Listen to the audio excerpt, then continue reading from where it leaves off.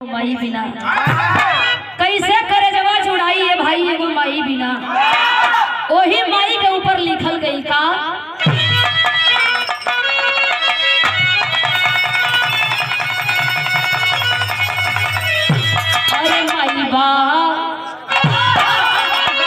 अरे माई बात जग में बहार बा।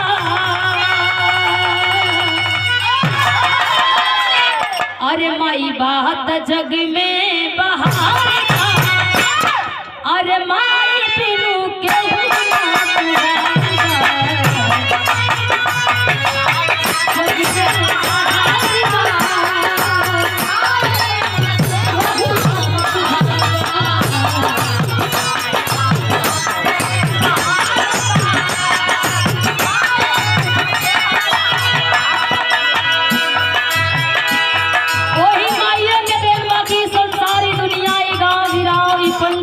दिखाई देता ओ माई का देर बाकी हमके आपके दुलार प्यार समाज में मिलता। ओ माई के देर बाकी हमके आपके एक नाम एक पहचान मिलल।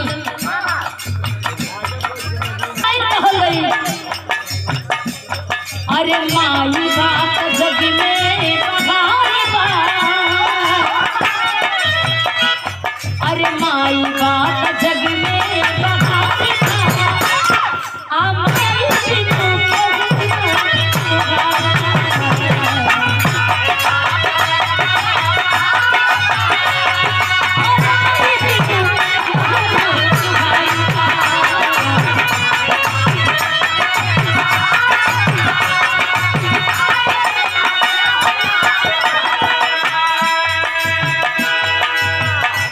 भाई से हमने सवाल का जवन भाई माई के अंतिम दाह कैलन माई का भोज कैलन, लेकिन उनके लागत हो कि माई का कर्जा हम भर दिले। वो लोगन से सवाल बात कहल गई का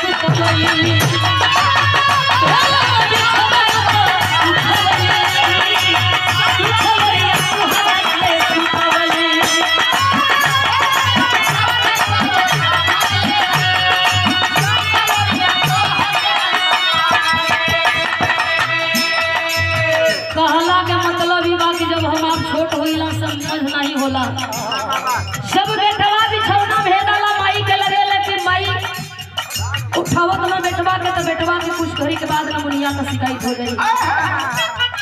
वो भीजल और माई सुत गई लो यहाँ बेटवा के सुखल और सुता दिल बाहरे माई यही लिए कहल गई का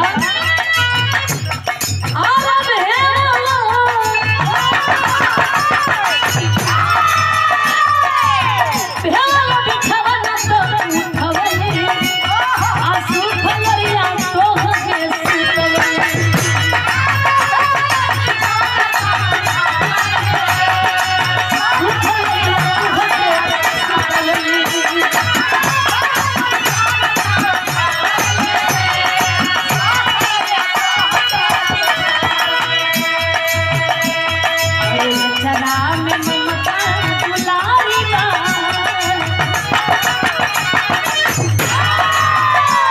वही अचरा में ममता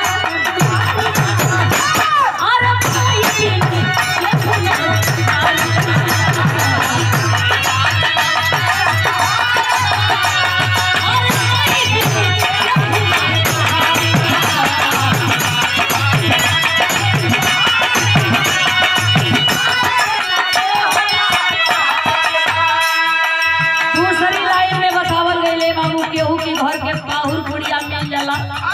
तो माई चोरा के राख दिली कि हमार कन्हैया यहाँ हमार बाबू यहाँ खई हम। लेकिन हम आप जब जवान हो जाइला सयान हो जाइला तो वही माई ले चोरी करीला कि माई देख आप बहु लोग चोराई के सामान यही पेटे में लेके आवल जाई मेहरारू खाई लेकिन माई ताकी वही माई से हम आप चोरी करी लड़ाए बाबू जोन माई हमके आपके चोरा चोरा खियावे ले। यही लिए तीसरी लाइन में कहल गई का और बच्चे हमारे बड़े भैया बड़ा ही सम्मान बड़ा ही प्यार मिला करता है बिरहा जगत में हर लड़जन हर गायकन के संगे केहू न केहू बा लेकिन भैया का जवन सम्मान होता बच्चे बड़े भैया गुलशन यादव से जो गायिका अंशिका कुशवाहा के साथ में रहा करते हैं बड़ा ही सम्मान मिला करता है भैया की ओर से। और इनका चैनल भी है गुलशन म्यूजिक। इनकी चैनल को आप लोग सब्सक्राइब करेंगे ज्यादा से ज्यादा आप लोग इनकी चैनल को शेयर करेंगे। गुलशन भैया के चैनल में बोलगी ब्राह्मण सबके बोलगी ब्राह्मण और या पावन सम्मान देकर के सम्मानित किया गया। और